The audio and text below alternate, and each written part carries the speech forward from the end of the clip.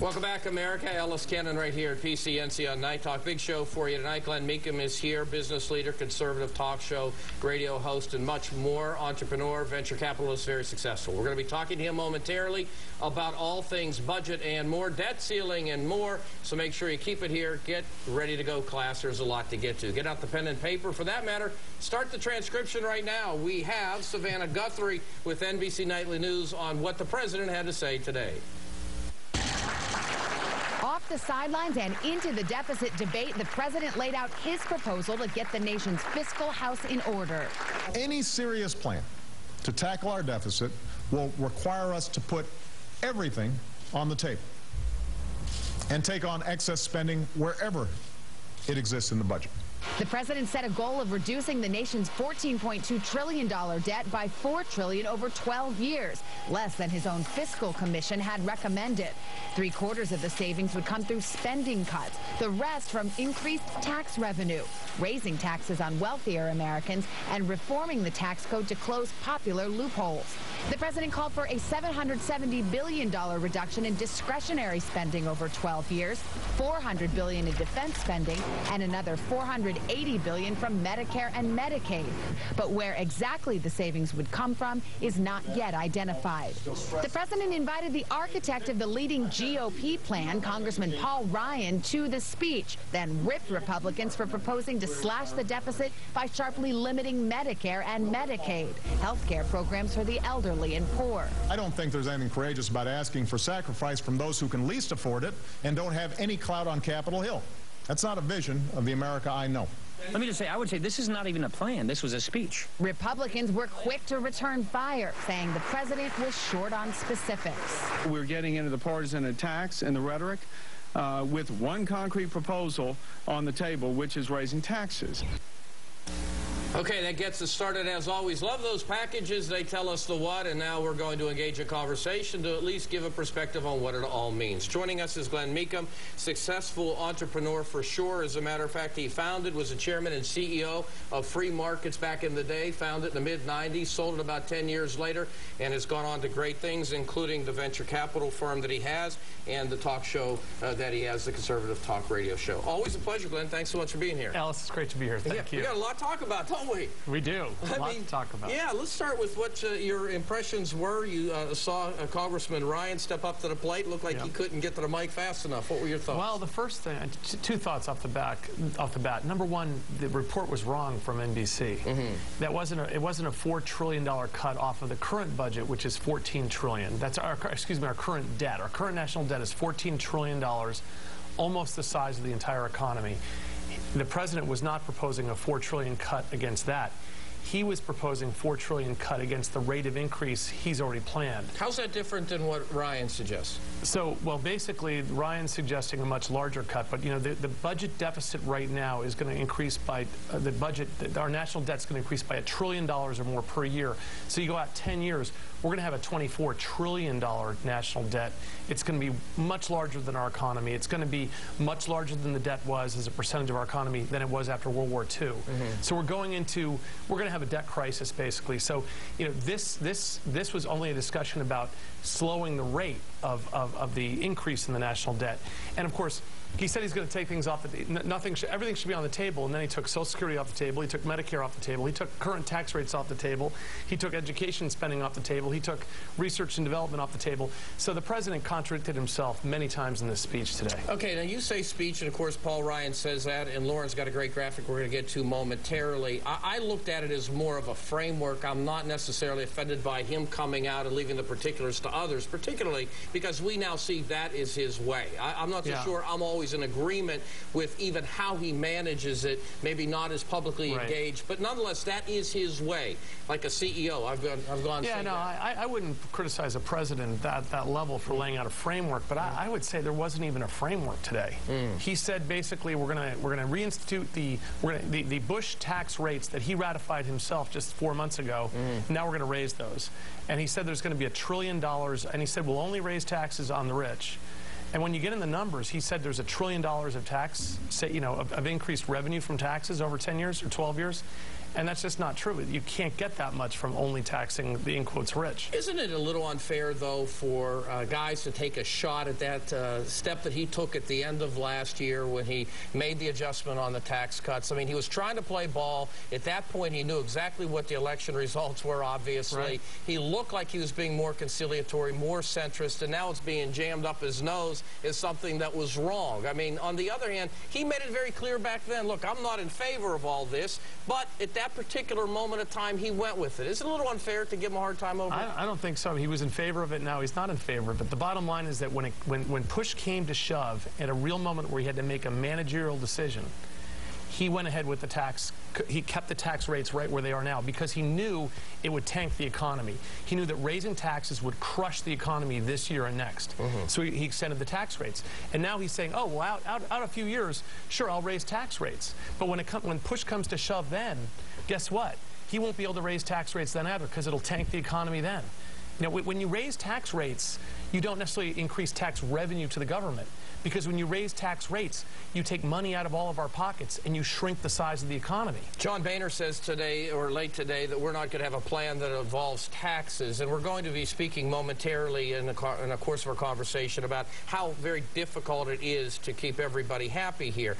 But in the broadest of terms, he has a proposal or suggestion, depending on how firm you want to say it was, where he says, look, we're going to take $4 trillion off the board, and of that, 3/4 will be through cuts, $1 trillion will be through taxes. Now, again, we'll talk about how every sector agrees or disagrees with that, but from Joe Lunch's standpoint, he's talking about cutting $3 trillion or 3/4 of that 4. No, he's not. There was not. There wasn't even back of the napkin numbers that add up to $4 trillion. There's no way his numbers added up to $4 trillion. This 12-year thing instead of 10, I would say there was no proposal today. I think it's fair to criticize the president and say that it wasn't an executive framework. This was fantasy. This was not a serious proposal. This was not a serious speech, not a serious proposal about the deficit we face. We face a coming crisis in this country because our debts today, we have never had such a high debt except at 1945, when we had just defeated the Imperial Japanese and we had just defeated Hitler and ended the Holocaust, when we had to have 15 million men out of a population of 120 million under arms. That's how big the debt was. That's how big the debt is today. We haven't seen a debt this size since 1945, and this was not a serious proposal to deal with it at all. Paul Ryan offered a serious proposal with things we need to talk about. You know, should we change the way we do Medicare? That's a serious discussion. The president completely took that off the table, avoided that discussion today. That's our biggest problem. All right, now we're going to be looking at this chart right here. It comes from NBC. When we return, we'll do it in some greater depth because obviously this reflects the escalation you're talking about, and more specifically the nearly $14 trillion debt. I do want to talk to you about the debt ceiling and what has to happen. We've heard the Republicans say something has to, well, basically come on the table or come off the table for us to be able to allow this to go north. We'll start with that. I also want to get back to Mr. Ryan. I think it's going to go on all the way to the bottom of the half hour plus, so make sure you keep it here. Ellis Cannon with Glenn Meakem on PCNC.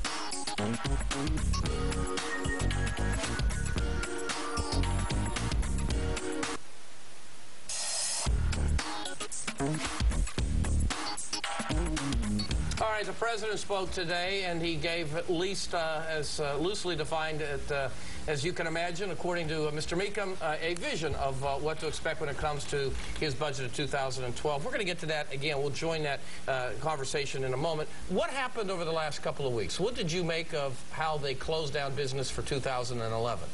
Oh, the budget standoff. You know, I think the conservatives who are elected to the Congress, the Senate, but also the House of Representatives, where they now have a majority, I think they've done a good job of standing on principle and saying, hey, this spending is so out of control. I mean, you have to understand, when George Bush left office, the debt was about $8.5 trillion. Today, it's not even 13.5. We're all, because it's galloping so much every month. We're up to 14.2, and we actually breached the $14.3 trillion debt ceiling here in a matter of weeks or months. So it's just so out of control, and I think that, you know, so we've gone up by, what, $6 trillion in only 2.5 years. So it's time to say no. It's time to say we have to start cutting. And And I think the Republicans and the conservatives did a good job of standing up and saying we have to cut something now. Well, they forced a lot of the issue. They get closer to the 40 number. That seemed to be important in the entire debate. But we've made this a spectator sport, and now everybody on the Internet's got a winner and a loser and things of that sort. Right. Bill Green was here 2 nights ago. He thought in some respects the president, quote, won. I think we're a little bit loath to judge with any great specificity how people did, but increasingly we're starting to see some of the details. The president did win some things, including basically selling items in that debate or in those negotiations that he was going to get rid of anyways. That's true. I don't think there's anything particularly wrong with that. I think we had almost 40 trillion of agreed upon cuts, and our audience should understand that about half of that now has been. Everybody's agreed. Some people are saying even much more, but about half were things that were already not going to be spent. Right. There was $6 billion of census money, money to run the census that wasn't spent, and they put that in there. But of course, those numbers added up to $15 or $20 billion that was already not going to be spent. Right. That was authorized. Right. So it is a spending cut versus 2011's budget, but they're not ongoing cuts. And it actually contradicts the president's speech today, because the president said, well, you know, based on the numbers we agreed to last week, that's going to add up to those ongoing spending cuts are going to add up to $750 billion over 12 years. And the numbers just don't work. Okay, but if in fact he played a little bit of that gamesmanship, I mean, that's part of it. I mean, to me, that's part of it. But Ellis, here's the problem, is that the reason I mentioned World War II is that people have to understand the debt is so out of control. Our national debt is almost 100% of the size of our economy. Oh, it's insane. So we're at 14 trillion of official on the books debt. That doesn't count the 60 trillion of unfunded liabilities for Social Security, Medicare, and Medicaid. So we really have $75 trillion of debt, which is 5 times the size of our economy. And I would say that's $250,000 per man, woman, and new baby that was born today. We can't afford to pay it back. We've got to take. This is the time for leadership, serious leadership, I'd where agree people with that. actually say we have a problem. We're going to have a huge financial crisis. We're going to be, and it really is. Do we want to be the United States of America? Be strong, able to defend ourselves, having an increasing standard of living for our children and grandchildren, for ourselves, or do we want to be Argentina, which was the wealthiest country, the 3rd wealthiest country in the world 100 years ago? Argentina was the 3rd wealthiest. Now they're one of the poorer countries, and they've had economic crisis after economic crisis. They have, a huge percentage of their population in poverty. Argentina's a mess, and it's because people didn't understand that you have to have sound economic policy. I believe that. And look, I also am not a fan of missing deadlines by 6 months and then standing up and say, look at us and high five. Okay, the whole thing was a dog and pony show, and I intellectually understood that, but I guess I was drawn into it like everybody else because there was this, in effect, artificial deadline. Well, realize too, the reason we were in this, still talking about the 2011 budget in April when it ends in September, the reason was that the Democratic Congress didn't get it done. And the reason they didn't get it done was they didn't want to pass a budget that the American people could evaluate before the election. Right. Okay. This was an election move. It was, and ultimately it had to get cleaned up, and it got cleaned up the other day, and I don't want to say that every nickel doesn't count when it comes to the debt, as you point out, but the reality is that the numbers don't add up, particularly if half of them were throwaways anyways, and the reality is, as I look forward, this is where the debate has to be joined if, in fact, it's going to change. Now, there are 2 different visions out there so far, and they'll undoubtedly be manipulated, and you heard me earlier in my opening statement, there'll be hair pulling and things of that sort, but this is where the battle has to be joined going forward. Agreed. I think that there's 2 fundamentally different views. I mean, there's not, when it comes time to elections, comes time for elections, people are not going to have to worry about the parties seeming similar. Okay? No, that won't be the case. Because there's 2 fundamentally different visions of America. Barack Obama today in his speech very clearly said, and he called, it's funny, he created a new euphemism. He called tax increases. He didn't say the word tax increase. He called tax increases spending cuts through the tax code. So in other words, he was saying, we own the money. Any money you're going to make or I'm going to make in the future, the government owns. And we decide how much of it we're going to let you keep. So if we want to, cut our spending through the tax code, we increase your tax rates. Well, that may be a new euphemism, but in reality, isn't that what the Democrats reflected last week? Exactly. That's it. They own you, and they own your future earnings, your hard work. They own you, and it's all the government and all the future economic growth, all the investment, all the technology. Everything relies on the government. That is and everybody needs to be dependent on the government. That's the Democrat socialist view, and it really is a socialist view. It is closer, perhaps, but the fact is that there are people who do care, as seniors and poor, about how the government manages and to what extent they're able to be, or in fact, in their lives. And I just don't think you could just throw that all away. Those people, it is important to those people. Nobody's talking about throwing that away. But the reason I mentioned Argentina is this: Argentina has been so badly managed with populist, left-wing kind of politics like this, like Obama. Obama sounded like Juan Perón today. Okay. Good. All right. And this is a populist. The money, the government will always have more money and will just soak the rich. All right. Here's That's the message, and it doesn't work, and it makes everybody poor, and it means that there will not be money available for Medicare and Medicaid and Social Security. It's a disaster. What the president was talking about today is an economic disaster for this country. Okay. Here's the deal. I tell you what's going to make me poor if I don't go to a break. Go to a break. Screaming. All right. We've got to do that. We'll come back with more with Glenn Meakem. I'm enjoying it. Hopefully you are at PCNC.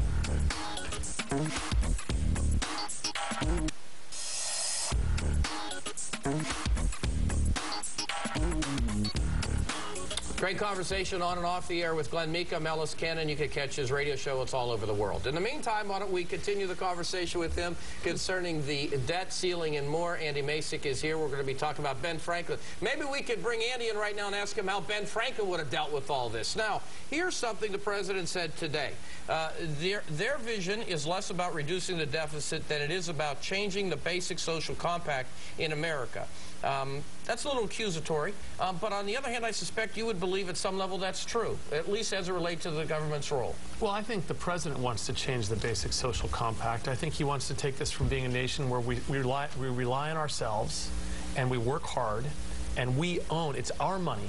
When we create a business and create jobs and create income, it's ours. It's your money, it's my money, it's people out there's money that they earned themselves. He wants to change it from that America that built this country, that invented all this, and he wants to make us into a European socialist state where the government controls everything. And it's just wrong. It's un-American. And the worst part about it is it's going to fail. And it's going to make us all poor. He did not even begin the conversation in your mind today toward changing those debts and changing the draconian scenario you believe can unfold. No, because he lied. I mean, Obamacare, he claimed already is going to save $1 trillion off the budget.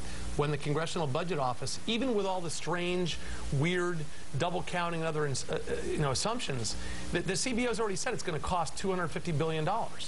Over the next 10 years. So and that's with 6 years. That's with 6 years of services and 10 years of taxation. So the president just pulled numbers out of the air. This was a back of the napkin numbers political speech. This had nothing to do with the budget. All right, now let's talk about it from the different sectors. The Democrats are upset. The liberals, MoveOn.org, have said don't touch Medicare, Medicaid. Again, you've already stated your position. He's not doing that. The president seemed to be talking about that today. Said we've got to control the costs. We know the costs are exceeding the revenues, and it's become a real problem. Well, but he at least talked about that today. So presumably the liberals won't be happy. The Republicans aren't going to be happy because he mentioned the taxes, and the independents, who are critical to the whole process, pretty much could think, hey, wait a second, I feel continually unsettled by all this. Could somebody please get the work done?